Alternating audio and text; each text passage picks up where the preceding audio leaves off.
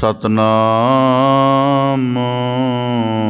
ਵਾਹਿਗੁਰੂ ਸਾਹਿਬ ਜੀ। ਮਾਇਆ ਮੋਹ ਮਨ ਆਗਲੜਾ ਪ੍ਰਾਣੀ, ਜਰਾ ਮਰਨ ਭਉ ਵਿਸਰ ਗਿਆ।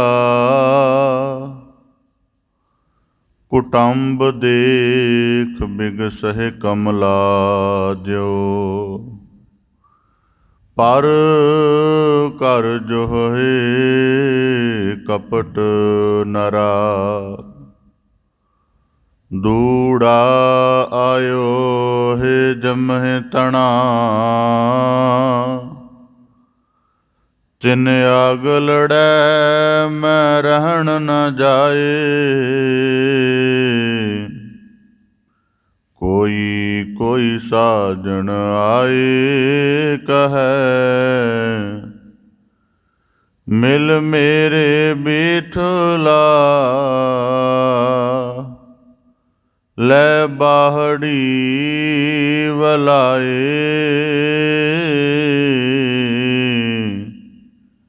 ਮਿਲ ਮੇਰੇ ਰਾਮਈਆ। ਮੈਂ ਲੇਹ ਛਡਾਏ। ਬਾਲ ਜੁਆਨੀ ਅਰ ਬਿਰਧ ਫੁਨ, ਤੀਨ ਅਵਸਥਾ ਜਾਨ। ਕਹੋ ਨਾਨਕ ਹਰਿ ਭਜਨ ਬਿਨ, ਬਿਰਥਾ ਸਭ ਹੀ ਮਾਨ। ਕਰੁਣੋ ਹੁਤੋ ਸੋ ਨਾ ਕੀਓ, ਪਰਿਓ ਲੋਭ ਕੈ ਫੰਦ। ਨਾਨਕ ਸਮਿਓ ਰਮ ਗਇਓ, ਅਬ ਕਿਉ ਰੋਵਤ ਅੰਧ। ਬੇਸੁਮਾਰ ਅਥਾਹ ਅਗਨਤ ਤੋਲੈ, ਜਿਉ ਬੁਲਾਵਹੁ ਤਿਉ ਨਾਨਕ ਦਾਸ ਬੋਲੇ। ਸਤਨਾਮ ਵਾਹਿਗੁਰੂ ਸਾਹਿਬ ਜੀ।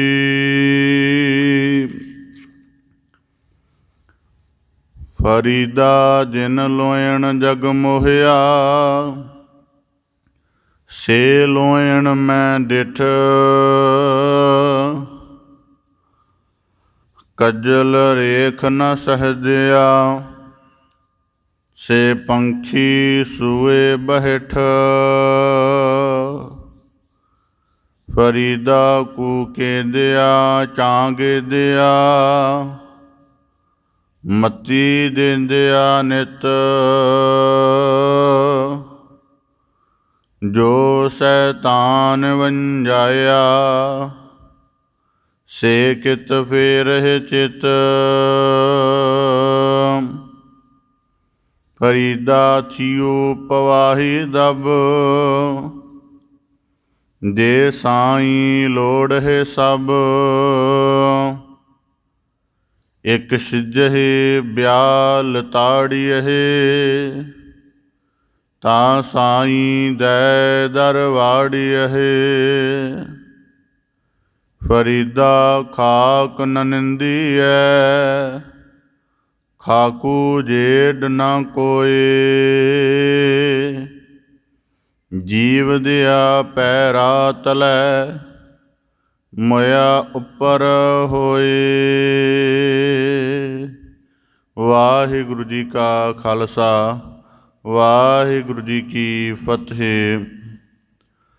ਧੰਨ ਧੰਨ ਸਤਿਗੁਰੂ ਗੁਰੂ ਗਰੀਬ ਨਿਵਾਜ ਕਿਰਪਾ ਨਿਧ ਕਰੁਣਾ ਨਿਧ ਸਤਿਗੁਰੂ ਸ੍ਰੀ ਗੁਰੂ ਗ੍ਰੰਥ ਸਾਹਿਬ ਜੀ ਦੀਨ ਦਇਆਲ ਪਾਤਸ਼ਾਹ, ਤਿਨਾਂ ਦੀ ਅਪਾਰ ਮਿਹਰਮਤ ਹੈ ਅਥਾਹ ਬਖਸ਼ਿਸ਼ ਹੈ। ਸਤਿਗੁਰੂ ਸਾਹਿਬ ਜੀ ਨੇ ਸਾਨੂੰ ਸਭ ਨੂੰ ਆਪਣੀ ਮਿਹਰ ਭਰੀ ਨਦਰ ਕਰਕੇ ਸਤਸੰਗਤ ਰੂਪ ਵਿੱਚ ਜੁੜਨ ਦਾ, ਸ਼ਬਦ ਦੇ ਅਭਿਆਸ ਦੇ ਨਾਲ ਆਪਣੇ ਮਨੁੱਖਾ ਜੀਵਨ ਨੂੰ ਸੰਵਾਰਨ ਦਾ ਅਮੋਲਕ ਅਵਸਰ ਬਖਸ਼ਿਸ਼ ਕੀਤਾ ਹੈ ਜੀ। ਆਪ ਜੀ ਬੜੇ ਸੁਭਾਗਸ਼ਾਲੀ ਹੋ ਜੋ ਸਤਸੰਗਤ ਰੂਪ ਵਿੱਚ ਅਮੋਲਕ ਯਤਨ ਕਰਦਿਆਂ ਹੋਇਆਂ ਬਾਬਾ ਫਰੀਦ ਸਾਹਿਬ ਜੀ ਦੀ ਪਾਵਨ ਬਾਣੀ ਦੀ ਲੜੀਵਾਰ ਵਿਆਖਿਆ ਦੇ ਨਾਲ ਜੁੜ ਕੇ ਅਧਿਆਤਮਕ ਲਾਭ ਪ੍ਰਾਪਤ ਕਰਨ ਦਾ ਯਤਨ ਕਰ ਰਹੇ ਹੋ ਜੀ। ਪਾਵਨ ਬਾਣੀ ਦੀ ਲੜੀਵਾਰ ਵਿਚਾਰ ਦੇ ਨਾਲ ਜੁੜਨ ਦਾ ਯਤਨ ਕਰੀਏ। ਵਿਚਾਰ ਪ੍ਰਾਰੰਭ ਕਰਨ ਤੋਂ ਪਹਿਲਾਂ ਬੜੇ ਅਦਬ ਸਹਿਤ ਉਚਾਰਨ ਕਰੋ ਜੀ। ਸਤਿਨਾਮ ਸ੍ਰੀ ਵਾਹਿਗੁਰੂ ਸਾਹਿਬ ਜੀ। ਫਰੀਦਾ ਜਿਨ ਲੋਇਣ ਜਗ ਮੋਹਿਆ, ਸੇ ਲੋਇਣ ਮੈਂ ਡਿਠ। ਬਾਬਾ ਫਰੀਦ ਸਾਹਿਬ ਜੀ ਅੱਜ ਦੇ ਸ਼ਲੋਕ ਦੇ ਅੰਤਰਗਤ ਬਖਸ਼ਿਸ਼ ਕਰਦੇ ਹਨ ਜੀਵਨ ਦੀ ਅਸਲੀਅਤ ਦੇ ਦੋਨੋਂ ਪੱਖ। ਕੁਦਰਤੀ ਤੌਰ 'ਤੇ ਆਮ ਮਨੁੱਖ ਦੀ ਜ਼ਿੰਦਗੀ ਨੂੰ ਵਾਚਿਆ ਸਮਝਿਆ ਜਾਵੇ ਤਾਂ ਉਹਦੀ ਜੀਵਨ ਦੇ ਵਿੱਚ ਜੀਵਨ ਦੀ ਅਸਲੀਅਤ ਦਾ ਇੱਕੋ ਪੱਖ ਉਹਨੂੰ ਲਗਭਗ ਯਾਦ ਰਹਿੰਦਾ ਹੈ ਜਾਂ ਨਜ਼ਰ ਆਉਂਦਾ ਹੈ, ਅਤੇ ਉਹ ਵੀ ਪੱਖ ਬਹੁਤ ਵਾਰੀ ਅਗਿਆਨ ਵਾਲਾ ਹੁੰਦਾ ਹੈ।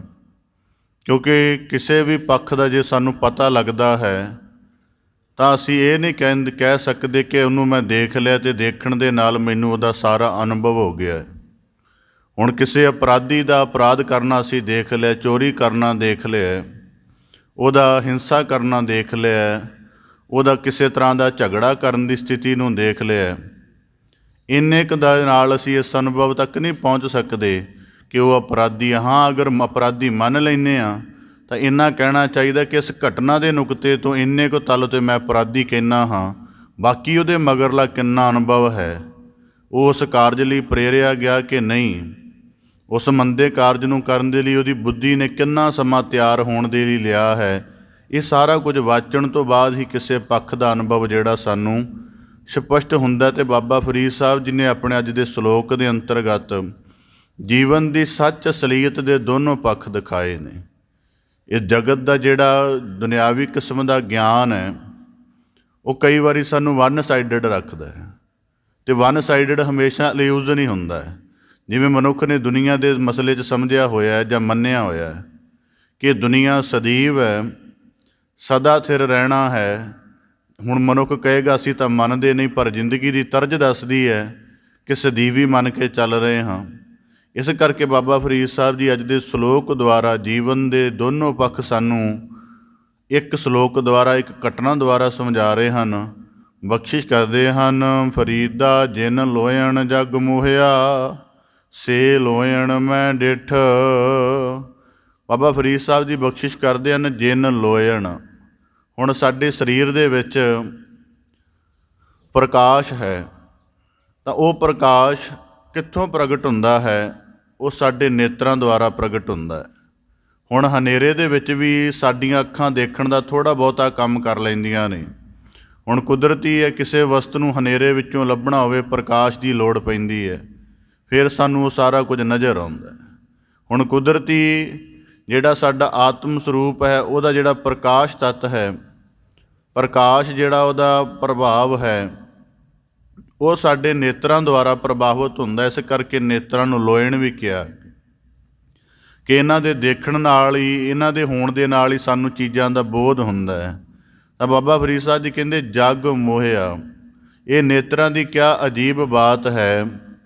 ਇਹ ਇਸ ਕਰਕੇ ਅਧਿਆਤਮ ਦੇ ਵਿੱਚ ਜੇ ਕਦੇ ਇਸ ਗੱਲ ਦੀ ਅਜੇ ਤੱਕ ਬਹੁਤੀ ਗਹਿਰੀ ਵਿਚਾਰ ਨਹੀਂ ਹੋਈ ਕਿ ਅਧਿਆਤਮ ਦੇ ਵਿੱਚ ਜਿਹੜੇ ਨੇਤਰ ਹਨ ਇਹਨਾਂ ਦਾ ਕੀ ਸਥਾਨ ਹੈ ਜਾਂ ਇਹਨਾਂ ਦੇ ਪ੍ਰਭਾਵ ਨੂੰ ਕਿਵੇਂ ਮੁਲਾਂਕਣ ਕਰਨਾ ਚਾਹੀਦਾ ਹੈ, ਇਹਨੂੰ ਥੋੜ੍ਹਾ ਨੁਕਤਾ ਨਿਗਾਹ ਤੋਂ ਸਮਝਣ ਦਾ ਯਤਨ ਕਰੀਏ। ਹੁਣ ਉਦਾਹਰਨ ਦੇ ਤੌਰ 'ਤੇ ਇੱਕ ਮਨੁੱਖ ਹੈ ਨੇਤਰਹੀਣ ਅਤੇ ਇੱਕ ਮਨੁੱਖ ਹੈ ਸ਼ਰਵਣ ਤੋਂ ਹੀਣ। ਦੋ ਤਰ੍ਹਾਂ ਦੇ ਮਨੁੱਖ ਨੇ। ਇੱਕ ਹੈ ਜਿਹਦੇ ਕੋਲ ਦੇਖਿਆ ਨਹੀਂ ਜਾ ਸਕਦਾ, ਇੱਕ ਹੈ ਜਿਹਦਾ ਸੁਣ ਨਹੀਂ ਸਕਦਾ। ਹੁਣ ਇਹਨਾਂ ਦੋਵਾਂ ਦੇ ਜੀਵਨ ਦੀ ਤਰਜ਼ ਦਾ ਕੀ ਫਰਕ ਹੋਏਗਾ? ਹੁਣ ਕੁਦਰਤੀ ਹੈ, ਮਨੁੱਖ ਸੁਣ ਨਹੀਂ ਸਕਦਾ ਤਾਂ ਕੁਦਰਤੀ ਹੈ ਕਿ ਜੇ ਉਹ ਦੇਖ ਸਕਦਾ ਹੈ ਅਤੇ ਦੇਖਣ ਦੇ ਨਾਲ ਉਹ ਸੁਣਨ ਦੇ ਅਨੁਭਵ ਨੂੰ ਵੀ ਕਮਾ ਸਕਦਾ। ਸੁਣਨ ਦੇ ਅਨੁਭਵ ਨੂੰ ਵੀ ਕਮਾ ਸਕਦਾ, ਮਤਲਬ ਕੋਈ ਲਿਖਤ ਹੈ, ਉਹਨੂੰ ਅਗਰ ਉਹ ਸੁਣ ਨਹੀਂ ਸਕਦਾ ਤਾਂ ਉਹਨੂੰ ਆਪਣੇ ਨੇਤਰਾਂ ਦੇ ਨਾਲ ਪੜ੍ਹ ਕੇ ਉਹਦਾ ਸਾਰਾ ਭਾਵ ਆਪਣੇ ਅੰਦਰ ਵਸਾ ਸਕਦਾ। ਹੁਣ ਕੋਈ ਦ੍ਰਿਸ਼ ਹੈ, ਉਹਨੂੰ ਦੇਖ ਕੇ ਉਹਦੀ ਬਾਰੀਕੀ ਨੂੰ ਆਪਣੇ ਅੰਦਰ ਨੋਟ ਕਰ ਸਕਦਾ ਹੈ। ਸ਼ਰਵਣ ਦੇ ਨਾਲ ਕੇਵਲ ਸਾਊਂਡ ਦਾ ਕੰਮ ਕੀਤਾ ਜਾ ਸਕਦਾ ਹੈ। ਇਸ ਕਰਕੇ ਬਾਬਾ ਫਰੀਦ ਸਾਹਿਬ ਜੀ ਕਹਿੰਦੇ ਜਿਨ ਲੋਇਣ, ਇਹ ਜਿਹੜੇ ਨੇਤਰ ਹਨ ਸਭ ਤੋਂ ਪਹਿਲਾਂ ਸਾਡੇ ਜੀਵਨ ਨੂੰ ਐਗਜ਼ਿਸਟ ਨੇਤਰ ਕਰਦੇ ਨੇ। ਜਿਹੜੇ ਮਨੋਵਿਗਿਆਨੀ ਹਨ ਉਹ ਆਖਦੇ ਹਨ ਕਿ ਬੱਚਾ ਆਪਣੇ ਜੀਵਨ ਦੇ ਪਹਿਲੇ 3 ਸਾਲ 4 ਸਾਲ ਜਿਹੜੇ ਬਤੀਤ ਕਰਦਾ ਹੈ ਉਹ ਆਪਣੇ ਨੇਤਰਾਂ ਦੁਆਰਾ ਜੀਵਨ ਨੂੰ ਕੰਟਰੋਲਡ ਕਰਦਾ ਹੈ। ਮਤਲਬ ਰੋਜ਼ਾਨਾ ਜਿਹੜਾ ਇੱਕ ਅਕਸ ਆ ਕੇ ਉਹਨੂੰ ਖਿਡਾਉਂਦਾ ਹੈ, ਉਹਨੂੰ ਫੀਡਿੰਗ ਕਰਦਾ ਹੈ, ਉਹ ਨੇਤਰ ਉਹਨੂੰ ਬੋਧ ਦਿੰਦੇ ਨੇ ਕਿ ਤੇਰੀ ਮਾਤਾ ਹੈ ਜਾਂ ਤੇਰਾ ਕੋਈ ਪਰਵਰਿਸ਼ ਕਰਨ ਵਾਲਾ ਬਹੁਤ ਨੇੜਲਾ ਹੈ। ਇਸ ਕਰਕੇ ਬੰਦੇ ਦੇ ਜੀਵਨ ਦਾ ਵਜੂਦ ਸਭ ਤੋਂ ਪਹਿਲਾਂ ਦੁਨੀਆ ਦੇ ਵਿੱਚ ਨੇਤਰ ਬਣਾਉਂਦੇ ਨੇ। ਹੁਣ ਕੁਦਰਤੀ ਹੈ, ਬੱਚੇ ਕੋਲ ਹੱਥ ਨਹੀਂ ਹੁੰਦੇ, ਹੱਥ ਵੀ ਹੁੰਦੇ ਨੇ, ਹੱਥਾਂ ਦੇ ਨਾਲ ਕੋਈ ਵਸਤ ਨਹੀਂ ਉਠਾ ਸਕਦਾ, ਸ਼ਕਤੀ ਇਹਨਾਂ ਦੇ ਅੰਦਰ ਅਜੇ ਨਹੀਂ ਬਣੀ, ਅੰਗ ਬਣ ਗਿਆ ਹੈ, ਪੈਰ ਬਣੇ ਨੇ, ਪੈਰਾਂ ਨਾਲ ਚੱਲ ਨਹੀਂ ਸਕਦਾ, ਦਿਮਾਗ ਹੈ, ਸੋਚ ਨਹੀਂ ਸਕਦਾ। ਇਸ ਕਰਕੇ ਮਨੋਵਿਗਿਆਨਕ ਆਖਦੇ ਨੇ ਕਿ ਆਪਣੇ ਜੀਵਨ ਦੇ ਪਹਿਲੇ 3-4 ਸਾਲ ਆਪਣੇ ਜੀਵਨ ਦੇ ਵਜੂਦ ਨੂੰ ਬੰਦਾ ਕੇਵਲ ਨੇਤਰਾਂ ਦੁਆਰਾ ਜਾਣਦਾ ਅਤੇ ਕਦੇ ਗੌ ਦੇ ਨਾਲ ਦੇਖਣਾ। ਬੱਚੇ ਜਦੋਂ ਛੋਟੇ ਹੁੰਦੇ ਨੇ, ਨਵ ਜਨਮੇ, ਹਰੇਕ ਚੀਜ਼ ਨੂੰ ਬੜੀ ਹੈਰਤ ਦੇ ਨਾਲ ਦੇਖ ਰਹੇ ਹੁੰਦੇ ਨੇ। ਹੈਰਤ ਦਾ ਮਤਲਬ ਥੋੜ੍ਹਾ ਹੈਰਾਨੀ ਦੇ ਭਾਵ ਵਿੱਚ, ਥੋੜ੍ਹਾ ਆਸ਼ਚਰਜਤਾ ਦੇ ਭਾਵ ਵਿੱਚ ਦੇਖ ਰਹੇ ਹੁੰਦੇ ਹਨ। ਉਹਦਾ ਦੇਖਣ ਦਾ ਕਾਰਨ ਕੀ ਹੈ ਕਿ ਉਹਨਾਂ ਨੇ ਧਰਤੀ 'ਤੇ ਆਪਣਾ ਵਜੂਦ ਬਣਾਉਣਾ, ਅਤੇ ਵਜੂਦ ਬਣਾਉਣ ਦੇ ਲਈ ਸਭ ਤੋਂ ਪਹਿਲਾਂ ਜਿਹੜੀ ਸਮਰੱਥਾ ਉਹਨਾਂ ਨੂੰ ਅਕਾਲ ਪੁਰਖ ਦੀ ਸਮਝ ਆਈ ਹੈ ਉਹ ਨੇਤਰ ਹੈ। ਇਸ ਕਰਕੇ ਉਹ ਬੜਾ ਗਹਿਰਾ ਦੇਖਦੇ ਹਨ। ਅਤੇ ਬਾਬਾ ਫਰੀਦ ਸਾਹਿਬ ਜੀ ਕਹਿੰਦੇ ਜੀਵਨ ਦਾ ਪਹਿਲਾ ਵਜੂਦ ਨੇਤਰਾਂ ਨੇ ਪੈਦਾ ਕੀਤਾ।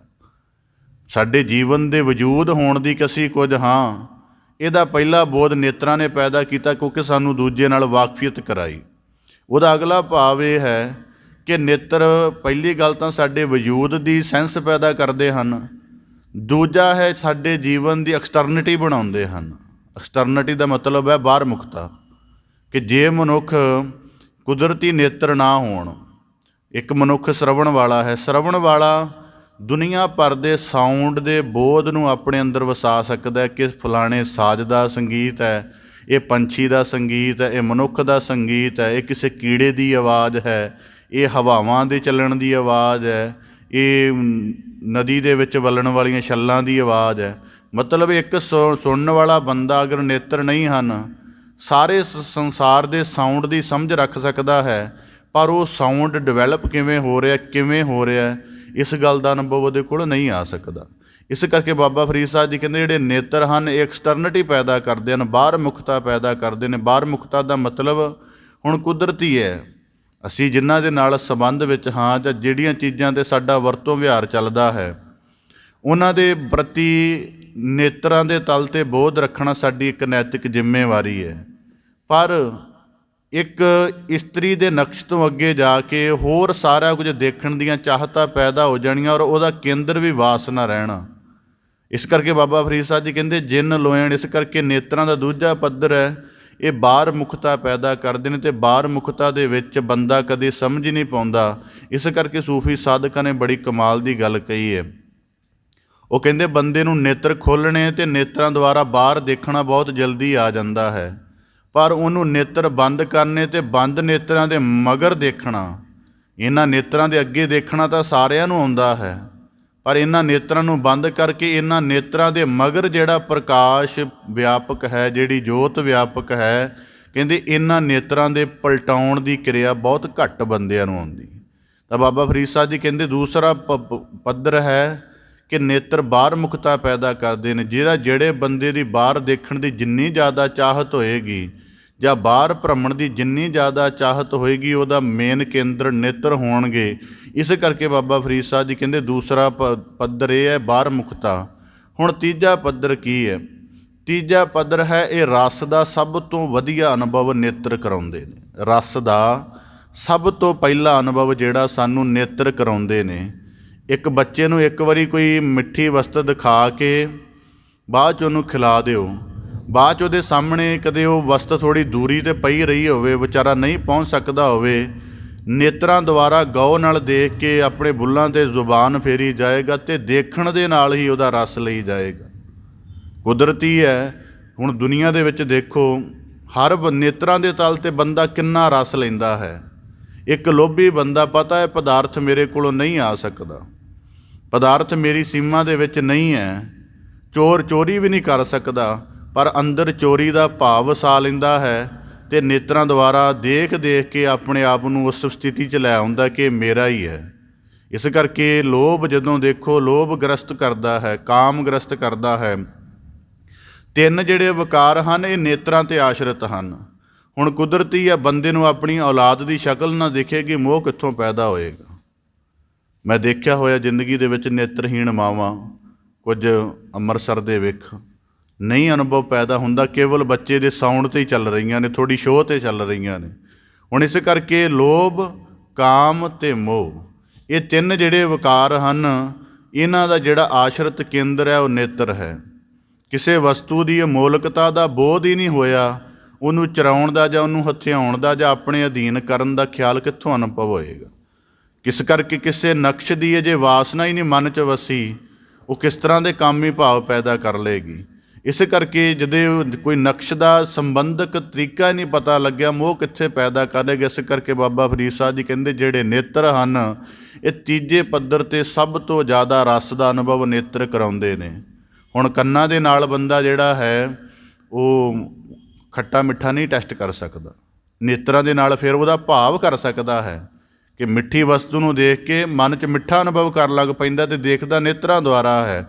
ਇਸ ਕਰਕੇ ਬਾਬਾ ਫਰੀਦ ਸਾਹਿਬ ਜੀ ਆਖਦੇ ਜਿਨ ਲੋਇਣ। ਹੁਣ ਇਸ ਤੋਂ ਤਿੰਨ ਭਾਵ ਸਾਂਝੇ ਕੀਤੇ, ਚੌਥਾ ਭਾਵ ਇਹ ਹੈ ਕਿ ਜੇ ਨੇਤਰਾਂ ਦੇ ਮਗਰ, ਕਿਉਂਕਿ ਨੇਤਰਾਂ ਦੇ ਨਾਲ ਸਾਡੀ ਚੇਤਨਾ ਵੀ ਸ਼ਾਮਲ ਹੈ।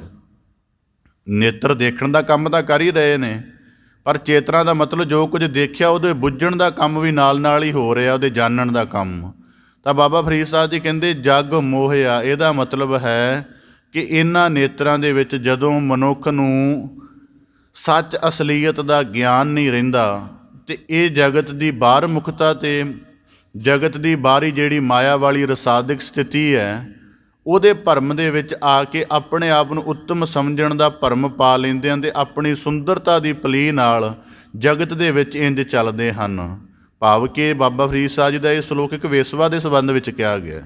ਬਾਬਾ ਫਰੀਦ ਸਾਹਿਬ ਜੀ ਕਹਿੰਦੇ ਜਿਨ ਲੋਇਣ, ਜਿਹੜੀਆਂ ਅੱਖਾਂ ਦੀ ਸੁੰਦਰਤਾ ਨੇ, ਜਿਹੜੀਆਂ ਅੱਖਾਂ ਦੀ ਚੰਚਲਤਾ ਨੇ ਸਾਰੇ ਨਗਰ ਨੂੰ ਮੋਹਿਤ ਕੀਤਾ ਹੋਇਆ ਸੀ।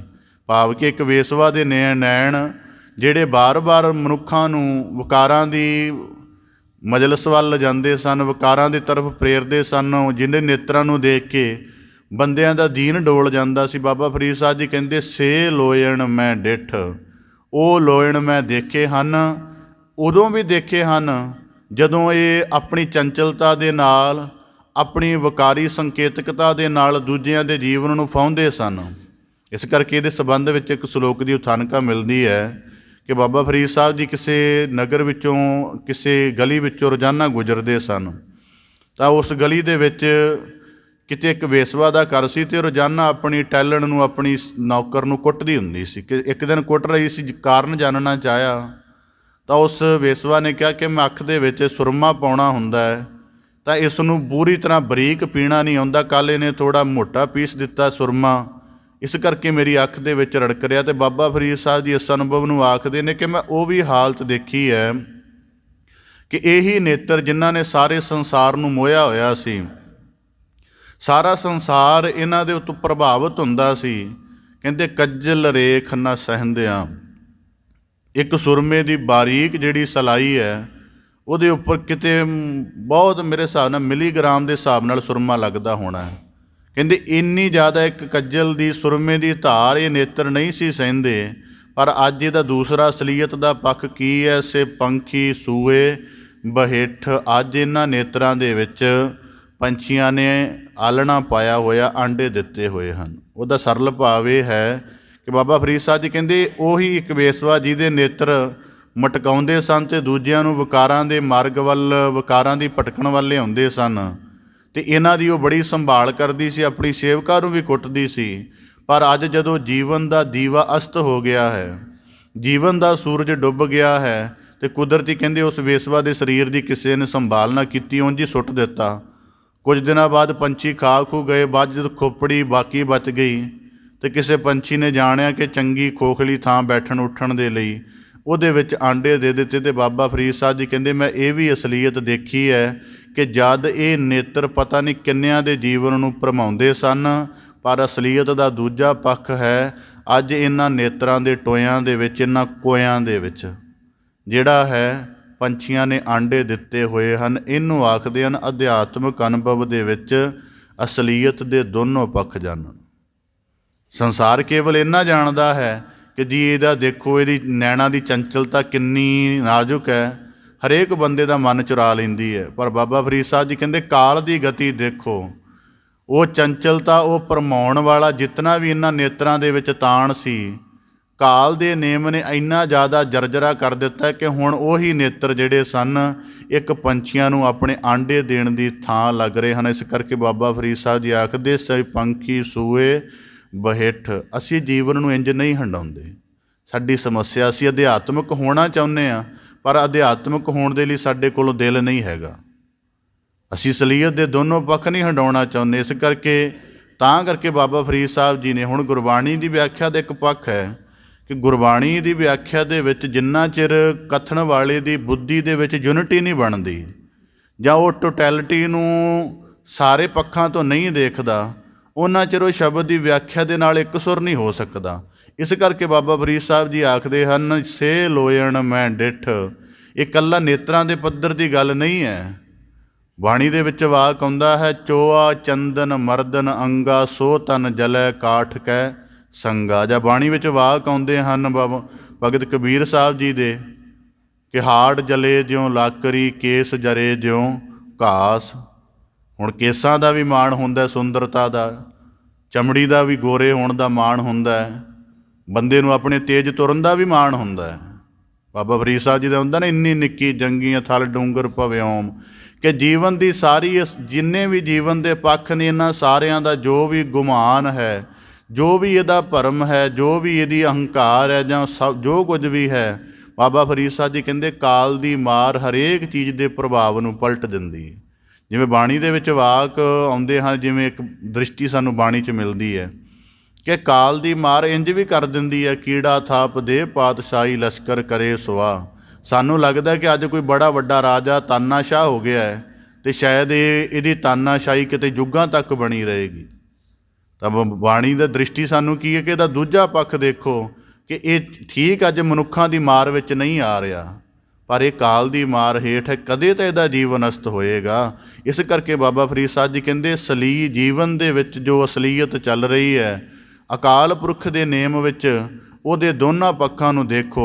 ਹੋ ਸਕਦਾ ਉਸ ਵੇਸਵਾ ਦੇ ਜੀਵਨ ਨੂੰ ਦੇਖ ਕੇ ਕਈ ਧਾਰਮਿਕ ਬੰਦੇ ਰੋਜ਼ਾਨਾ ਪਰੇਸ਼ਾਨ ਹੁੰਦੇ ਹੋਣ ਕਿ ਇਹਦੇ ਨੈਣਾ ਦੀ ਚੰਚਲਤਾ ਕਿੰਨਿਆਂ ਦੇ ਜੀਵਨ ਦਾ ਨੁਕਸਾਨ ਕਰ ਰਹੀ ਹੈ। ਕਹਿੰਦੇ ਪਰ ਉਹ ਇਸੇ ਗੱਲ ਤੱਕ ਪਰੇਸ਼ਾਨ ਰਹੇ, ਅੱਜ ਇਸ ਅਸਲੀਅਤ ਨੂੰ ਆ ਕੇ ਦੇਖਣ ਕਿ ਇਹਨਾਂ ਨੈਣਾ ਦੀ ਚੰਚਲਤਾ ਦਾ ਜਿਹੜਾ ਭਰਮ ਸੀ, ਉਹਨੂੰ ਕਾਲ ਦੀ ਮਾਰ ਨੇ ਇੱਕ ਖਾਲੀ ਟੋਏ ਅੰਗ ਬਣਾ ਦਿੱਤਾ। ਇੱਕ ਇਕੱਲੀ ਖੋਪੜੀ ਜਿਹੀ ਰਹਿ ਗਈ, ਉਹਦੇ ਵਿੱਚ ਪੰਛੀਆਂ ਨੇ ਵੀ ਆਂਡੇ ਦੇਣਾ ਹੀ ਮੁਨਾਸਬ ਸਮਝਿਆ ਹੈ। ਇਸ ਕਰਕੇ ਬਾਬਾ ਫਰੀਦ ਸਾਹਿਬ ਜੀ ਕਹਿੰਦੇ ਸੇ ਪੰਖੀ ਸੂਏ ਬਹਿਠ। ਇਹ ਤਾਂ ਇੱਕ ਰੂਪਕ ਦਿੱਤਾ ਸਾਨੂੰ ਬਾਬਾ ਫਰੀਦ ਸਾਹਿਬ ਜੀ ਨੇ, ਪਰ ਗੱਲ ਸਮੁੱਚੇ ਜੀਵਨ ਨਾਲ ਹੀ ਜੁੜਦੀ ਹੈ, ਸਮੁੱਚੇ ਜੀਵਨ ਦੇ ਨਾਲ ਹੀ ਜੁੜਦੀ ਹੈ। ਜਿਹੜੀ ਰਸਨਾ ਇੰਨੇ ਸਵਾਦਾਂ ਦਾ ਭਰਮ ਪਾਲਦੀ ਹੈ, ਮੇਰੇ ਹਿਸਾਬ ਨਾਲ ਜਦ ਬੰਦਾ ਕਦੇ ਜਲਦਾ ਹੋਏਗਾ ਤਾਂ ਸਭ ਤੋਂ ਪਹਿਲਾਂ ਰਸਨਾ ਜਲਦੀ ਹੋਏਗੀ, ਕਿਉਂਕਿ ਬੜੀ ਕੋਮਲ ਹੁੰਦੀ ਹੈ। ਇਸ ਕਰਕੇ ਬਾਬਾ ਫਰੀਦ ਸਾਹਿਬ ਜੀ ਕਹਿੰਦੇ ਸੇ ਪੰਖੀ ਸੂਏ ਬਹਿਠ। ਹੁਣ ਇਸ ਸ਼ਲੋਕ ਦਾ ਅੰਤਰੀ ਭਾਵ ਜਿਹੜਾ ਅਧਿਆਤਮਿਕ ਨੁਕਤੇ ਤੋਂ ਬਣਦਾ ਉਹ ਵੀ ਆਪ ਦੇ ਸਨਮੁਖ ਰੱਖਦਿਆਂ ਬਾਬਾ ਫਰੀਦ ਸਾਹਿਬ ਜੀ ਕਹਿੰਦੇ ਫਰੀਦਾ ਜਿਨ ਲੋਇਣ ਜਗ ਮੋਹਿਆ। ਪਰਮੇਸ਼ਰ ਦੀ ਕਲਾ ਜਿਨਨੇ ਸਾਰੇ ਜਗਤ ਨੂੰ ਮੋਇਆ ਹੋਇਆ, ਭਾਵ ਕਿ ਮਾਲਕ ਦੀ ਰਚੀ ਹੋਈ ਮਾਇਆ। ਕਹਿੰਦੇ ਸਾਰੇ ਜਗਤ ਨੂੰ ਮੋਇਆ ਹੋਇਆ ਹੈ, ਕੋਈ ਨਾ ਕੋਈ ਕਿਸੇ ਨਾ ਕਿਸੇ ਪੱਖ ਕਰਕੇ ਉਸ ਪਰਮੇਸ਼ਰ ਦੇ ਵੱਡੇ ਨੇਤਰ ਭਾਵ ਮਾਇਆ ਦੇ ਅਧੀਨ ਹੈ। ਕਹਿੰਦੇ ਸੇ ਲੋਇਣ ਮੈਂ ਡਿੱਠ। ਮੈਂ ਵੀ ਉਸ ਮਾਇਆ ਦਾ ਆਸ਼ਚਰਜ ਕੌਤਕ ਦੇਖਿਆ, ਕੱਜਲ ਰੇਖ ਨਾ ਸਹਿੰਦਿਆਂ। ਪਹਿਲਾਂ ਡਰ ਆਉਂਦਾ ਸੀ ਕਿ ਕਿਤੇ ਮਾਇਆ ਦੀ ਕੋਈ ਪਾਹ ਲੱਗ ਨਾ ਜਾਵੇ, ਕਿਤੇ ਮਾਇਆ ਦਾ ਕੋਈ ਫੁਰਨਾ ਜੀਵਨ 'ਚ ਪ੍ਰਭਾਵਿਤ ਨਾ ਕਰ ਦੇਵੇ, ਵਿਕਾਰਾਂ ਦੀ ਕੋਈ ਲੇਸ ਜੀਵਨ ਨੂੰ ਲੱਗ ਨਾ ਜਾਵੇ। ਕਹਿੰਦੇ ਪਹਿਲਾਂ ਇਹ ਡਰ ਆਉਂਦਾ ਸੀ, ਇੱਕ ਨਿੱਕੇ ਜਿਹੇ ਫੁਰਨੇ ਤੋਂ ਵੀ ਮਾਇਆ ਤੋਂ ਇੰਨਾ ਜ਼ਿਆਦਾ ਘਬਰਾਉਂਦੇ ਸਾਂ। ਕਹਿੰਦੇ ਪਰ ਸੇ ਪੰਖੀ ਸੂਏ ਬਹਿਠ, ਅਤੇ ਬਾਅਦ ਦੇ ਵਿੱਚ ਸਮਝ ਆਈ ਕਿ ਮਾਲਕ ਨੇ ਮਾਇਆ ਦਾ ਰਚਿਆ ਹੋਇਆ ਖੇਲ ਹੈ, ਕਿ ਇਹਦਾ ਜੇ ਸੱਚ ਨੂੰ ਸਮਝ ਲਈਏ, ਸੱਚ ਨੂੰ ਸਮਝਣ ਦਾ ਮਤਲਬ ਕਿ ਵਿਕਾਰਾਂ ਦੇ ਜਿੰਨੇ ਰਸ ਹਨ, ਮਾਇਆ ਦੇ ਜਿੰਨੇ ਰਸ ਹਨ, ਇੱਕ ਖੇਲ ਮਾਤਰ ਹਨ, ਭਰਮ ਮਾਤਰ ਹਨ। ਅਤੇ ਜੇ ਇਸ ਭਰਮ ਦੀ ਅਸਲੀਅਤ ਨੂੰ ਜਾਣ ਲਈਏ ਤਾਂ ਫਿਰ ਇਹ ਸਾਡੇ ਜੀਵਨ ਨੂੰ ਕੋਈ ਪ੍ਰਭਾਵ ਨਹੀਂ ਪਹੁੰਚਾ ਸਕਦੇ। ਮਤਲਬ ਇਹਨੂੰ ਸਰਲ ਕਹਿਣਾ ਹੋਵੇ ਕਿ ਇਸ ਸਾਰੀ ਮਾਇਆ ਦੇ ਭਰਮ ਨੂੰ ਦੇਖ ਕੇ ਮਾਇਆ ਦਾ ਗਿਆਨ ਅਤੇ ਮਾਇਆ ਦੇ ਰਚਣਹਾਰ ਦਾ ਗਿਆਨ ਸਾਨੂੰ ਇਕੱਠਾ ਆ ਜਾਵੇ ਤਾਂ ਫਿਰ ਮਾਇਆ ਦਾ ਭਰਮ ਸਾਡੇ ਲਈ ਕੁਝ ਨਹੀਂ ਕਰ ਸਕਦਾ। ਸੇ ਪੰਖੀ ਸੂਏ ਬਹਿਠ ਵਾਲੀ ਕੋਈ ਹਾਲਤ ਨਹੀਂ ਬਣ ਸਕਦੀ। ਇਹ ਕੇਵਲ ਇੱਕ ਖੇਲ ਹੀ ਸਮਝ ਆਏਗਾ। ਇਸ ਕਰਕੇ ਗੁਰਬਾਣੀ 'ਚ ਦੇਖੋ, ਕਿਤੇ ਮਾਇਆ ਦੀ ਬਿਲਕੁਲ ਰਿਜੈਕਸ਼ਨ ਹੈ, ਕਿਤੇ ਮਾਇਆ ਦੀ ਜਿਹੜਾ ਉਹਦੇ ਅੰਦਰ ਵੰਡਰ ਚੱਲ ਰਿਹਾ ਹੈ ਉਹਦੀ ਗੱਲ ਹੋ ਰਹੀ ਹੈ ਕਿ ਸਾਰੇ ਜਗਤ ਨੂੰ ਫਾਉਣ ਵਾਲੀ। ਇਸ ਕਰਕੇ ਬਾਬਾ ਫਰੀਦ ਸਾਹਿਬ ਜੀ ਕਹਿੰਦੇ ਸੇ ਪੰਖੀ ਸੂਏ ਬਹਿਠ। ਇਹ ਮਾਇਆ ਦਾ ਪ੍ਰਭਾਵ ਉਦੋਂ ਨਿਸ਼ਕਿਰਿਆ ਹੋ ਜਾਂਦਾ ਹੈ ਜਦੋਂ ਕਿਸੇ ਦੇ ਕੋਲ ਸਿਰਜਣਹਾਰ ਦੀ ਸੋਝੀ ਪੈਦਾ ਹੋ ਜਾਂਦੀ ਹੈ। ਫਰੀਦਾ ਕੂ ਕਹਿੰਦਿਆਂ ਚਾਹ ਗੇਂਦਿਆਂ, ਮੱਤੀ ਦਿੰਦਿਆਂ ਨਿਤ।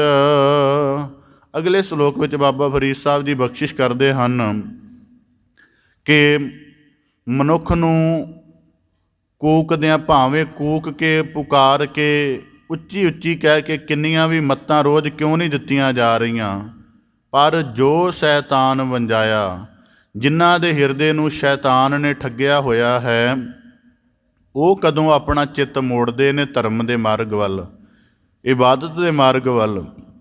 ਹੁਣ ਇਹਦੇ ਵਿੱਚ ਇੱਕ ਗੱਲ ਸਮਝਣ ਵਾਲੀ ਹੈ ਕਿ ਸਾਡੀ ਭਾਰਤੀ ਗਿਆਨ ਪਰੰਪਰਾ ਦੇ ਵਿੱਚ ਜਾਂ ਗੁਰਮਤਿ ਦੇ ਵਿੱਚ ਜਿਹੜਾ ਬਦੀ ਦਾ ਰੂਪ ਹੈ, ਮਨਮੁਖਤਾ ਦਾ ਰੂਪ ਹੈ, ਉਹਨੂੰ ਮਾਇਆ ਕਿਹਾ ਜਾਂਦਾ। ਜਿਹੜੇ ਸਾਮੀ ਧਰਮ ਹਨ ਉਹ ਮਾਇਆ ਦਾ ਜਿਹੜਾ ਉਹਨਾਂ ਦੀ ਭਾਸ਼ਾ ਦੇ ਵਿੱਚ, ਉਹਨਾਂ ਦੇ ਸੰਕਲਪਨਾ ਦੇ ਵਿੱਚ ਲਫ਼ਜ਼ ਚੱਲਦਾ ਹੈ, ਉਹ ਚੱਲਦਾ ਹੈ ਸ਼ੈਤਾਨ। ਜਿਵੇਂ ਅਸੀਂ ਕਹਿੰਦੇ ਨਾ ਬੰਦਾ ਮਾਇਆ ਧਾਰੀ ਹੈ ਜਾਂ ਮਾਇਆ ਦੇ ਅਧੀਨ ਹੈ, ਉਹ ਆਖਦੇ ਨੇ ਕਿ ਬੰਦਾ ਸ਼ੈਤਾਨ ਦੇ ਅਧੀਨ ਹੈ। ਇਸ ਕਰਕੇ ਸ਼ੈਤਾਨ ਦੇ ਹੋਰ ਵੀ ਨਾਮ ਮਿਲਦੇ ਨੇ। ਇਬਲੀਸ ਵੀ ਆਖਦੇ ਹਨ ਉਸ ਨੂੰ, ਅਜ਼ਾਜ਼ੀਲ ਵੀ ਆਖਦੇ ਹਨ। ਸ਼ੈਤਾਨ ਦੇ ਸੰਬੰਧ ਵਿੱਚ ਮਿਲਦਾ ਹੈ ਕਿ ਜਦੋਂ ਕੁਰਾਨ ਦੇ ਵਿੱਚ ਜ਼ਿਕਰ ਮਿਲਦਾ ਕਿ ਜਦੋਂ ਖੁਦਾ ਨੇ ਆਦਮ ਦੀ ਸਿਰਜਣਾ ਕੀਤੀ, ਪਹਿਲਾ ਮਨੁੱਖ ਬਣਾਇਆ, ਉਹਨੇ ਸਾਰੇ ਫਰਿਸ਼ਤਿਆਂ ਨੂੰ ਹੁਕਮ ਕਰ ਦਿੱਤਾ ਕਿ ਆਦਮ ਨੂੰ ਸਜਦਾ ਕਰੋ। ਸਾਰਿਆਂ ਫਰਿਸ਼ਤਿਆਂ ਨੇ ਕਹਿੰਦੇ ਕਿ ਸਜਦਾ ਕਰ ਦਿੱਤਾ, ਪਰ ਇੱਕ ਜਿਹੜਾ ਜਿੰਨ ਸੀ ਉਹਨੇ ਸਜਦਾ ਨਾ ਕੀਤਾ। ਇਸ ਕਰਕੇ ਉਹਨੂੰ ਬਾਰਗਾਹੇ ਇਲਾਹੀ ਦੇ ਵਿੱਚੋਂ ਕੱਢ ਦਿੱਤਾ। ਬਾਅਦ ਨਿਮਰਤਾ ਧਾਰਨ ਕਰਕੇ ਖੁਦਾ ਦੀ ਫਿਰ ਕਿਰਪਾ ਦਾ ਪਾਤਰ ਬਣ ਗਿਆ ਅਤੇ ਕਿਆਮਤ ਤੱਕ ਦੀ ਮੁਹਲਤ ਮੰਗ ਲਈ ਸ਼ੈਤਾਨ ਨੇ ਕਿ ਉਦੋਂ ਤੱਕ ਜਿਹੜਾ ਮੇਰਾ ਜੀਵਨ ਚੱਲੇਗਾ। ਅਤੇ ਉਹਦੀ ਡਿਊਟੀ ਇਹ ਲੱਗ ਗਈ ਕਿ ਸਾਰੀ ਜ਼ਿੰਦਗੀ ਇਹ ਹੁਣ, ਕਿਉਂਕਿ ਇਹਨੇ ਇਨਕਾਰਤਾ ਕੀਤੀ ਹੈ, ਇਸ ਕਰਕੇ ਜਿਹੜੇ ਇਸ ਦੁਨੀਆ ਦੇ ਵਿੱਚ ਰੱਬੀ ਮਾਰਗ 'ਤੇ ਚੱਲਣ ਵਾਲੇ ਹੋਣਗੇ ਉਹਨਾਂ ਸਾਰਿਆਂ ਨੂੰ ਸਾਰੀ ਜ਼ਿੰਦਗੀ ਭਟਕਾਉਣਾ, ਪਰ ਜਿਹੜੇ ਸੱਚੇ ਦਿਲੋਂ ਕਰ ਰਹੇ ਹੋਣਗੇ ਉਹਨਾਂ ਨੂੰ ਨਹੀਂ ਭਟਕਾ ਸਕੇਗਾ। ਇਸ ਕਰਕੇ ਸੂਰਾ ਤੈਬਾ ਦੇ ਵਿੱਚ ਜ਼ਿਕਰ ਆਉਂਦਾ ਹੈ ਕਿ ਸ਼ੈਤਾਨ, ਜਿਵੇਂ ਇਸਲਾਮ ਵਾਲੇ ਜਦੋਂ ਕੁਰਾਨ ਦੀ ਤਲਾਵਤ ਸ਼ੁਰੂ ਕਰਦੇ ਨੇ ਅਤੇ ਉਹ ਸ਼ੈਤਾਨ ਮਰਦੂਦ ਦੇ ਕੋਲ ਪਹਿਲਾਂ ਇੱਕ ਜਾਚਨਾ ਕਰਦੇ ਨੇ ਕਿ ਸਾਡੀ ਬੰਦਗੀ ਦੇ ਵਿੱਚ, ਸਾਡੀ ਇਬਾਦਤ ਦੇ ਵਿੱਚ ਖਲਲ ਨਾ ਪਵੇ। ਇਸ ਕਰਕੇ ਬਾਬਾ ਫਰੀਦ ਸਾਹਿਬ ਜੀ ਕਹਿੰਦੇ ਕੂ ਕਹਿੰਦਿਆਂ ਚਾ ਗੇਂਦਿਆਂ, ਮੱਤੀ ਦਿੰਦਿਆਂ ਨਿਤ। ਹੁਣ ਰੋਜ਼ਾਨਾ ਦੁਨੀਆ ਦੇ ਵਿੱਚ ਹਰੇਕ ਮੰਦੇ ਕਰਮ ਨੂੰ ਸੁਧਾਰਨ ਦੇ ਲਈ ਚੰਗਾ ਗਿਆਨ ਉਪਲਬਧ ਹੈ। ਉਹ ਸਜ਼ਾ ਦੇ ਰੂਪ ਵਿੱਚ ਵੀ ਉਪਲਬਧ ਹੈ, ਉਹ ਸਿੱਖਿਆ ਦੇ ਰੂਪ ਵਿੱਚ ਵੀ ਉਪਲਬਧ ਹੈ। ਭਾਵ ਕਿ ਇੱਕ ਬੱਚੇ ਨੂੰ ਸਕੂਲ ਦੇ ਵਿੱਚ ਤਾਲੀਮ ਮਿਲੀ ਹੈ ਕਿ ਚੋਰੀ ਨਹੀਂ ਕਰਨੀ, ਜੇ ਕਰ ਬੈਠਾ ਤਾਂ ਕਾਨੂੰਨ ਨੇ ਸਜ਼ਾ ਦੇ ਕੇ ਸੁਚੇਤ ਕਰ ਦਿੱਤਾ ਹੈ ਕਿ ਤੈਨੂੰ ਸਜ਼ਾ ਮਿਲੇਗੀ ਅਗਰ ਤੂੰ ਨਸੀਹਤ ਦੇ ਨਾਲ ਨਹੀਂ ਸਹਿਮਤ ਹੋਇਆ। ਕਰਮ ਤੋਂ ਬਾਅਦ ਕਰਮ ਦੇ ਫਲ ਤੋਂ ਪਤਾ ਲੱਗ ਜਾਏਗਾ।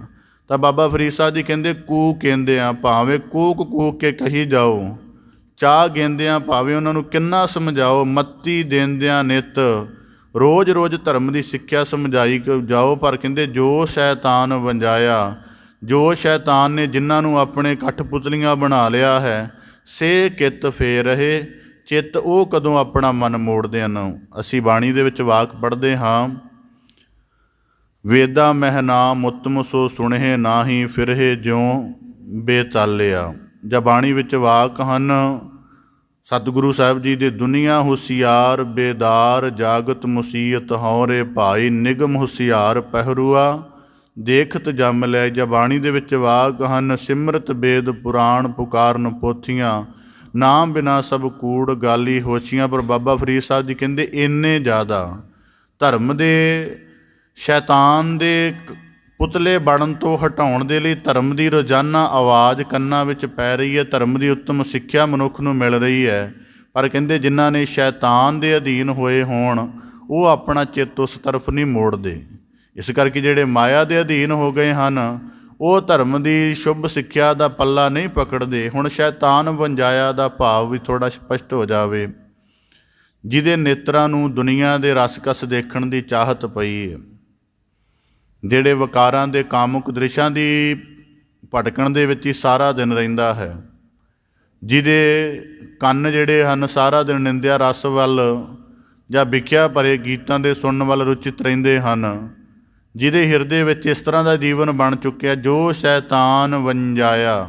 ਜਿਵੇਂ ਇਸਲਾਮ ਦੇ ਵਿੱਚ ਅਤੇ ਈਸਾਈਅਤ ਦੇ ਵਿੱਚ ਜ਼ਿਕਰ ਮਿਲਦਾ ਹੈ ਕਿ ਜਦੋਂ ਮਾਲਕ ਨੇ ਪਹਿਲਾ ਇਸਤਰੀ ਮਰਦ ਸਾਜੇ ਨਾ ਖੁਦਾ ਨੇ, ਤਾਂ ਉਹਨਾਂ ਨੂੰ ਕੁਝ ਕਰਮ ਕਰਨ ਤੋਂ ਵਰਜਿਤ ਕੀਤਾ ਸੀ ਵੀ ਆਹ ਕਰਮ ਨਹੀਂ ਕਰਨੇ। ਉਹਦੇ ਵਿੱਚ ਜਿਵੇਂ ਜਿਹੜਾ ਅਦਨ ਦਾ ਬਾਗ ਸੀ ਉਹਦੇ ਵਿੱਚੋਂ ਆਹ ਫਲ ਨਹੀਂ ਖਾਣਾ।